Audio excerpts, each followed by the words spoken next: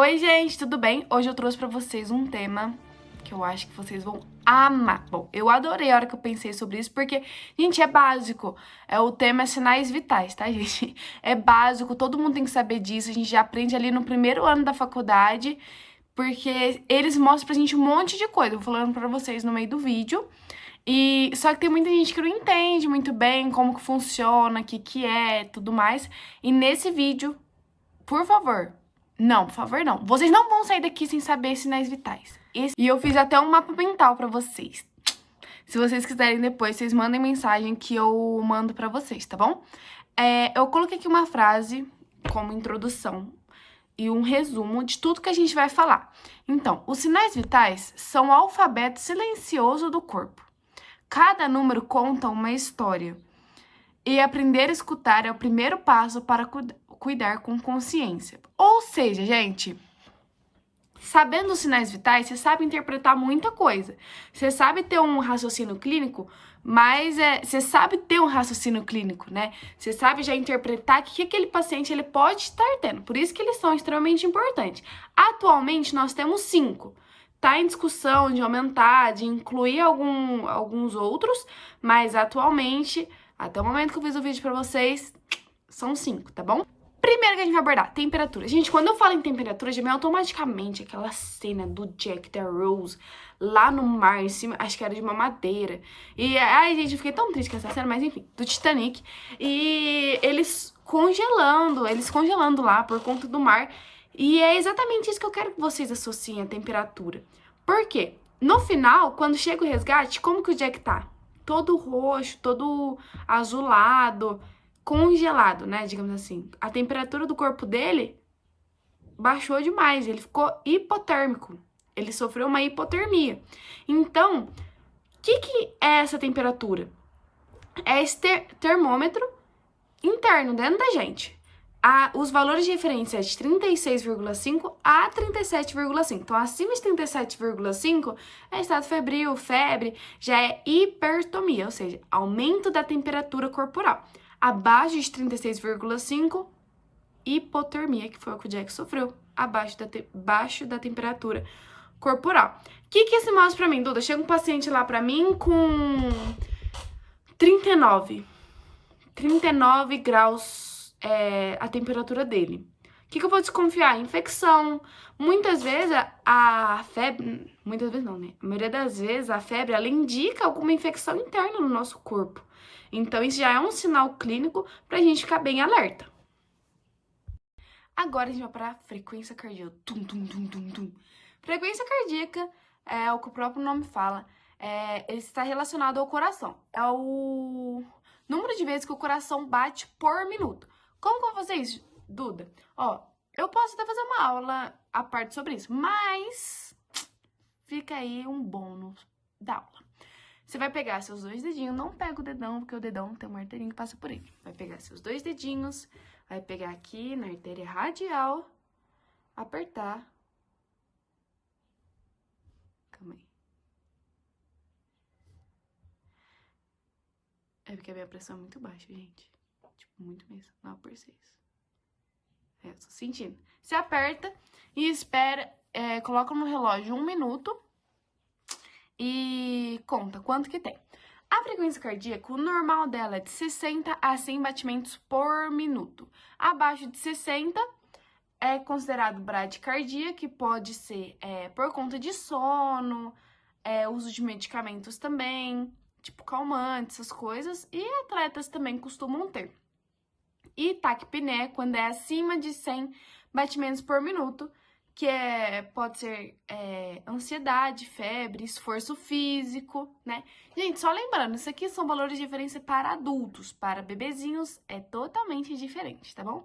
Por isso que nas faculdades a gente meio que começa a aprender tudo do básico de novo quando a gente tem aula de pediatria e não, porque os valores de referência são totalmente diferentes. Enfim, a frequência cardíaca, ela é extremamente importante. Por quê? Se chegar um paciente lá pra mim com 30 de batimentos por minuto, 30 de frequência, o que eu já vou pensar? eu já tenho que ter um raciocínio clínico, porque pode ser que esse paciente, ele tá entrando em parada, por exemplo. E um bebezinho, quando os batimentos deles é abaixo de 60, já tem que começar já a fazer a RCP, né, que é a ressuscitação. Então, a gente tem que ter esse raciocínio clínico pra gente já pensar rapidamente no que fazer no próximo passo. Frequência respiratória. Quantas vezes eu vou respirar por minuto? Como que um profissional da saúde ele vai fazer? Como que ele vai saber isso? Como que ele vai saber quantos RPM, respiração por minuto, o paciente está tendo? Enquanto ele está lá verificando a frequência cardíaca do paciente, ele vai ficar ali mais um minutinho para verificar a respiração. Ele vai observar o tórax do paciente, respirando e inspirando. E aí ele vai contar, dentre esses um minuto, quantas respirações esse paciente está tendo. Valor de referência, 12 a 20 RPM, respiração por minuto. E aí, eu vou ter taquipneia, quando essa respiração ela está acima de 20, então pode ser causado por dor, por febre também, ansiedade. Você vê quando uma pessoa ela tá em crise de ansiedade, ela fica assim, ó.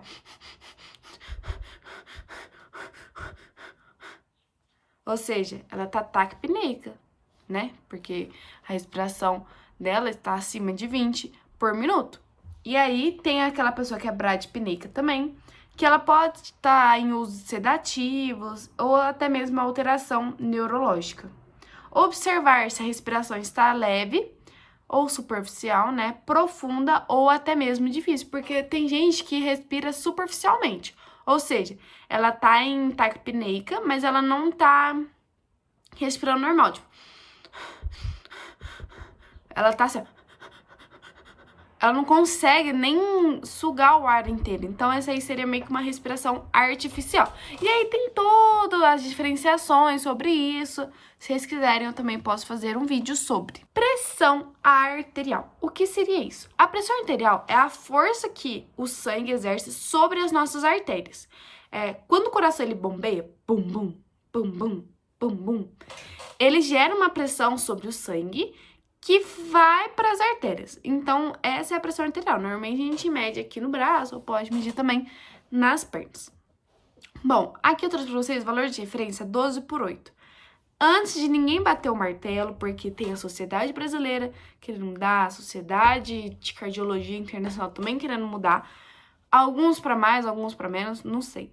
Quer dizer, sei, igual, por exemplo, a Internacional Sociedade de Cardiologia da Europa, eles estão querendo mudar para 12 por 7. Até saiu na CNN esses dias. Mas, enfim, ninguém bateu o martelo ainda, ninguém falou nada. Por enquanto, tá 12 por 8, tá, gente? Acima de 12 por 8, paciente hipertenso é o que mais a gente vai encontrar na vida. Paciente hipertenso. E muitos deles não controlam. Aí que é o problema. Por quê? Pode causar AVC, pode causar problemas no coração, problemas no rim. Então, assim, a hipertensão, ela gera um monte de problema. Ela é uma daquelas doenças bases que vai criando uma raiz para outras doenças. Se vocês quiserem que eu fale mais sobre isso, isso aqui é extremamente importante. Na verdade, acho que eu vou até fazer um vídeo sobre isso. Eu faço pra vocês. E hipotensão. Eu, por exemplo, eu tenho hipotensão, que é pressão abaixo de 12 por 8. Normalmente, minha pressão tá 10 por 7, 9, por aí. 9 por 6, por aí, viu, gente? Não é 10 por 9, não. Aí eu já tô quase morrendo mesmo. Enfim, normalmente eu tô hipotensa mesmo. Já é algo assim... Meu irmão também é assim, minha mãe, enfim. O que isso gera? Normalmente quem é hipotenso, ele tem tontura, fraqueza, desmaio. Eu não tenho nada disso. O que eu mais sinto com a hipotensão são os dedos... são as extremidades do meu corpo, que são os dedos. Eles normalmente no frio, eles ficam muito frios. Eu não consigo esquentar eles de maneira alguma. E também vocês podem perceber que quem é muito hipotenso, às vezes as extremidades, os dedinhos deles ficam roxos, cianódicos, né? Porque pensa assim comigo, se a pressão arterial, ela tá baixa, como que esse sangue vai chegar lá na última parte do seu corpo, seu dedão, seu dedinho? Como que ele vai chegar lá? Tem que ter muito esforço para ele chegar lá, né? Então, com a hipotensão, dificulta muito mais para ele chegar. Então, por isso que normalmente eles ficam mais geladinhos.